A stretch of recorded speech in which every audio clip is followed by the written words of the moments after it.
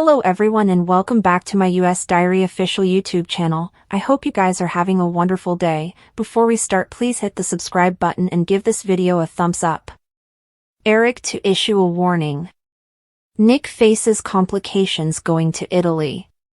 Brooke and Taylor continue their battle. Taylor and Brooke. Despite being musketeers at one time, they're formerly again fighting over Ridge.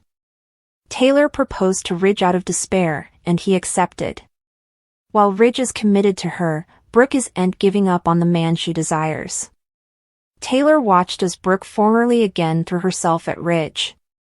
This time, Taylor did intrude but followed Brooke for a private battle. Taylor possessed Brooke and advised her. Brooke might continue to bring up all the times she has reunited with the dressmaker ahead. Taylor is formerly feeling unsettled about Ridge's draw to Brooke, but there is a whole lot she can do from California. Could Nick agree to Taylor's proposition about observing on Brooke? Or perhaps Taylor intimately goes to Italy and intelligencers on ground herself? Eric will face off with Nick. Suckers have watched as Eric keeps trying to get Ridge to reunite with Brooke. So far, it has happened Ridge is getting bothered with his father's meddling. It's also given Brooke hope that she can get Ridge back. Whether Ridge ends up with Brooke or Taylor really is the point. The meddling and discourteousness to both women is what gets me. Nick gets sabotaged. Nick doesn't like being told what to do. Eric's trouble or warning could have Nick challenging him. Eric could have people sabotage Nick's airplane, forcing Brooke to ride with Ridge. Nick in Italy but Brooke is with him. Nick tries to get a boat to go after Brooke, who's on Ridge's boat. Despite all the obstacles being put in Nick's place, he's determined to win Brooke's heart. As the Italian adventure continues, Brooke falls into the water and Nick has an engagement ring. However, could Nick and Taylor hook up? If Bridge do reunite. Grace tells Bill the experimental surgery was a threat, but they pulled it off. She's sure he'll make a full recovery. The other croaker. Bus Liam out to take him for an MRI. Grace tells a suspecting Bill that Liam can leave Moment and go home with him. Bill exclaims that Liam didn't have his wisdom teeth removed. How is she transferring his son home with him? Moment. Grace understands that it's unorthodox, but due to the experimental nature of the surgery, Liam will have to recover away.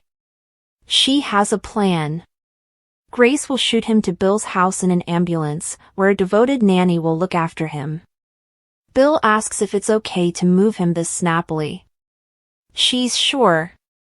Finn pouts. Liam was released into Bill's care. Bridget says yes. Dr. Buckingham inked off on this. Finn can't imagine why she'd do this given he has a brain excrescence and a projectile crack. There has to be further to this. Unfit to reach Dr. Buckingham, Finn declares that he has to get to the bottom of why she had Liam removed. Bridget knows he has a lot of questions, but Grace is an exceptional croaker. She wants to believe she was acting in Liam's stylish interests. Finn wants to believe that too. He has to modernize his woman. And does suppose she'll be happy to hear what he has to say. Steffi tells Hope she hasn't heard anything from Finn about Liam. Hope says Deacon told her Sheila is recovering at the house she lost another toe. Steffi admits she has a weird feeling of gratefulness toward Sheila. They agree that Liam doesn't earn what's passing to him. Steffi worries about how they'll tell the girls. How much longer are we supposed to keep it from them that their father is dying? Steffi gets a call from Finn and Hope joins her on speakerphone with him and Bridget. Finn says Liam has been released into Bill's care. Steffi asks which croaker inked off on this. Finn says, Dr. Buckingham let this be. The staff serves Sheila some tea and Eiffels. Cleric appears with pink roses for his 8-toed beauty and kisses her. Cleric fawns over his gorgeous woman and coaxes her to put her bottom up on a president to keep it elevated. Sheila reminds him it's not her first rodeo. Cleric gets called down and Sheila flashes to the firing at the sand house. She asks Deacon if he's heard any further about Liam. He has ent. Sheila can't believe her granddaughter is gone. Sheila muses that Luna merited more from her grandmother.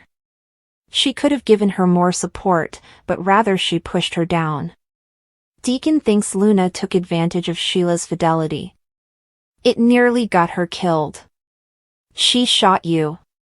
Sheila demurs that she didn't mean any detriment, all she wanted to do was move Steffi to let her spend time with her father. Cleric tells Sheila that she defended her family. You're a idol. Finn and Steffi, they've to realize that too. Sheila's not sure Steffi could see what she did as heroic. She was doing what she felt she demanded to. They should concentrate on Liam. Deacon's upset about him too. Sheila says he has to be okay. Cleric tells his woman. She's inconceivable for allowing about Liam after all she's been through. He wasn't the only idol, she's a idol too. He's no way been prouder of her or further hysterical of losing her for good. Sheila croons that it's okay. You didn't lose me. I'm right then. They kiss. At the private clinic, Bill's eager to see if Liam's conscious. Grace brings up the line transfer again. Bill says it's done. A million bones. Grace smiles and steps down to take a call. She tells the person on the phone, "Don't worry, it's passing now." She says she can't talk now and lets them go. Just also, Liam is wheeled back in. Bill takes his hand and tells him he did it, he's a fighter.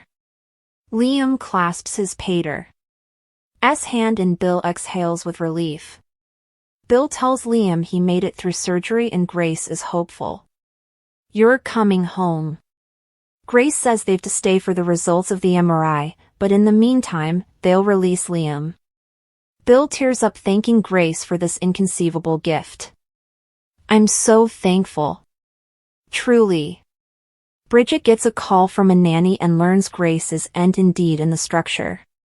Steffi and Hope arrive, and Finn updates them.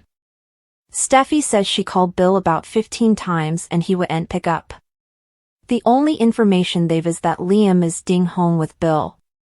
He thanks the nanny for getting Liam settled and asks about the MRI results. She'll partake them with him once they're transferred over. She files out and Bill tearfully tells Liam, "You're home now, son." The nanny checks the vitals again and Liam begins to stir. Bill pulls out his phone to call Steffi and Hope. Steffi answers Bill's call and asks if he's apprehensive that Liam's been released. He says he's with him. Finn tells Bill he's on speaker with Hope and Bridget and he has serious enterprises. What's going on? Bill can't get into the details, but Liam had surgery moment. It was an experimental procedure performed by Dr. Buckingham and a co-worker of hers from out of the country. She said it could save his life. Hope asks if it went well. Finn can't believe he's at the house. Bill reassures him. Steffi asks if Liam could live. Bill says, yes, and also disconnects. Steffi and Hope rave that their daughters may not lose their father after all. He tells his son he'd go to hell and back for him and his sisters. This has to work. You're going to be cured. Lee tells Poppy that Luna didn't make it.